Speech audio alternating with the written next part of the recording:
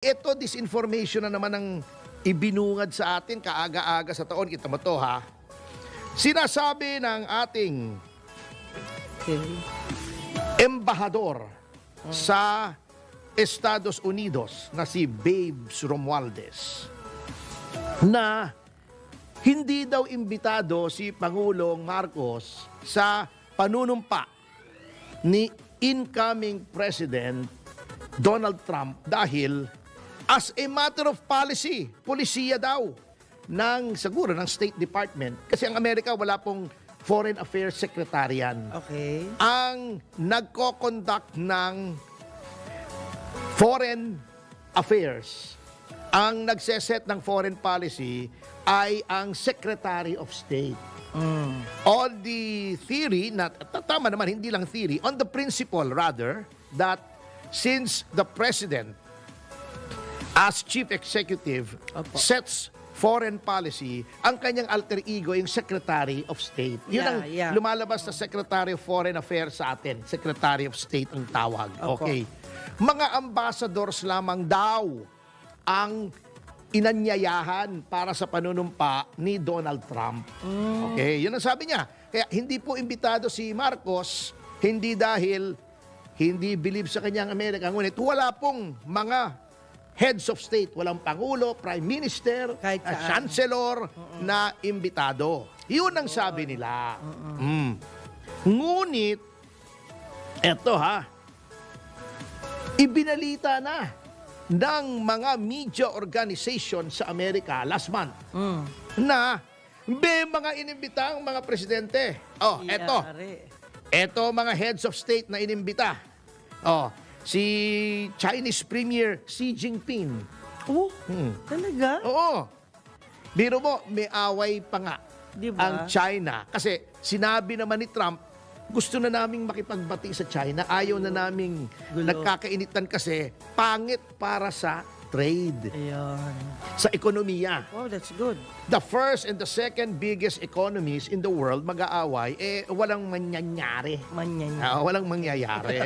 Okay. Although, sabi ni Premier Xi, ay magpapadala ako ng high-level delegation.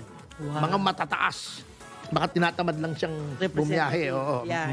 Eto pa, yung Pangulo ng El Salvador. Can you imagine El Salvador? At isang Latin American country na maliit lang naman dati, nagpapatayan dyan mga tao May civil war dyan. Si Nayib Bukele. Ay inimbita rin. At ang Prime Minister ng Italy na si Giorgia Meloni. Giorgia Meloni. Sabi niya, nung dumating sa kanyang invitation, molto bene. Sabi niya, Italian very good. Molto bene. At sabi niya, sila ay nagkumpirma na dadalo. Etong si President Javier Milei ng Argentina. Kasi ayaw ni Donald Trump na umiiyak ang Argentina.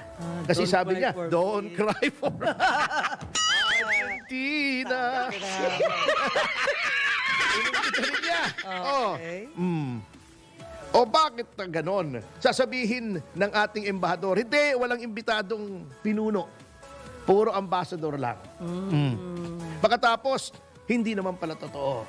Bakit ganon? Mas pangit, no? Bakit kasi sinungalingan? Ngayon, wala akong sinasabi na dahil Romualdez ito, ay hindi nagsasabi ng totoo. Non-sequitur po yun. Hindi po ganon. Illogical po yun na porket Romualdez ay sinungaling. Hindi po, wala po tayong sinasabing ganon. Pero, bakit ganito may panlinin lang? Kung hindi inimbita, di inimbita. Kaya lang, magtataka ako na hindi imbitado. Alam niyo kung bakit?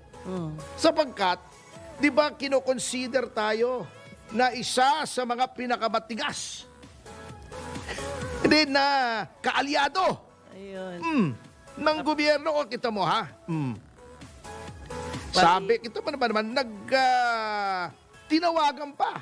Nakuryente tayo dyan. Tinawagan pa ni Pangulong Marcos si Trump para batiin, di ba? Oh, yes. Kinongratulate pa. Oy, congratulations, blah, blah, blah. Hinihintay niya. Parang hindi yata ako iniimbita nito Tumawag pa naman ako. Opo. Di ba?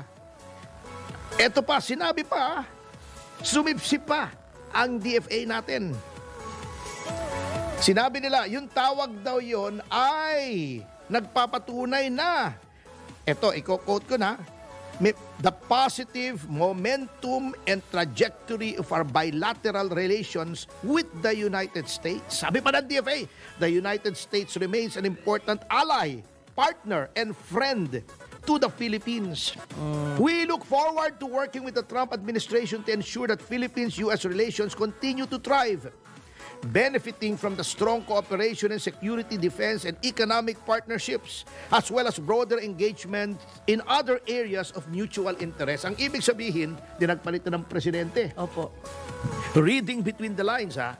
Tumawag tayo, uy, bago na ang presidente, tawagan natin. Yes. Parang sinasabi, Boss Donald, bagamat ikaw na ngayon ang presidente, tuloy natin yung ating relasyon na nandito kami, ha? Bata mo ako. Pero ang sagot sa kanya, dead man. Talaga? Hindi inimbita. Kung baga sa kwan, parang sumisip-sip ka. Opo. Ha? Sa amo mo bago hindi ka pinansin. Yun ang nangyari. Puro-puri pa, uy! Kami, alay nyo kami. Okay. May special relations tayo. Tuloy-tuloy yun sa depensa natin. Paano? Ang problema natin, inaway natin ang inaway ang China nung panahon ni President Biden. Yeah. Kasi yun ang direksyon ng foreign policy ni Biden. I-contain ang China, naglagay ng EDCA sites dito, naglagay ng missiles. O ngayon, ang policy ng bagong administrasyon, ang incoming administration ng Estados Unidos, ay makipagbati. O, saan tayo pupulutin ngayon? Ayun. O, anong silbi pa natin? Iyon ang sinasabi na independent foreign policy dapat. Diyan tama si Pangulong Duterte. Kasi nga, katulad yan, nag-iba ang ihip ng hangin sa Washington. Masyado kang tumaya. You put all your eggs in one basket. Ayun. Yung mga itlog ng Pangulo, Marcos. Hindi, Opo. di ba eggs in one basket? Opo. Itlog. Sige, Yung sige. itlog niya, yung mga itlog niya, ay inalay na niya sa foreign policy ng Amerika noong panahon ni Biden. Ngayon, hindi na kailangan yung itlog niya. Yung mga itlog niya, di na kailangan. Wala na siyang choice. Oo. kumbaga. Meron pa siya uy, strongest ally nyo kami, ha? Tuloy-tuloy tayo. Deadma, hindi inimbita. Tsaka nung naupo si President ng US na bago, although second time na to, di po ba? Ang sabi niya talaga, babaguhin ko anuman ang pagkakamali ko dati.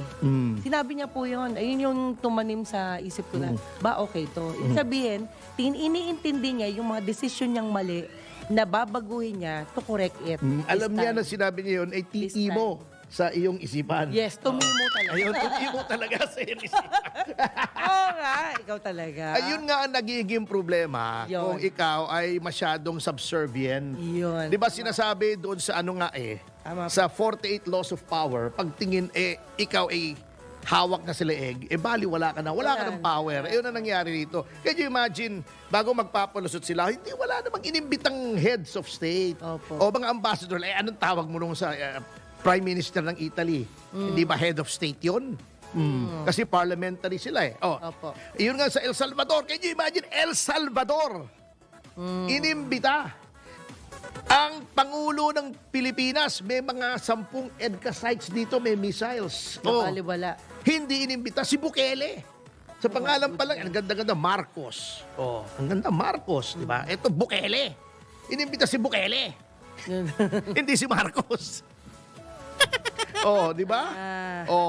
Medyo conflict nga, no? Di ba? Sabi nila, importante ang Pilipinas kasi yan ay part ng broad coalition para hindi maghari-harian ang China sa South China Sea. Para ma-deter ang pag-invade sa Taiwan. Kailangan kayo. Kasi kayong standing between China and Taiwan.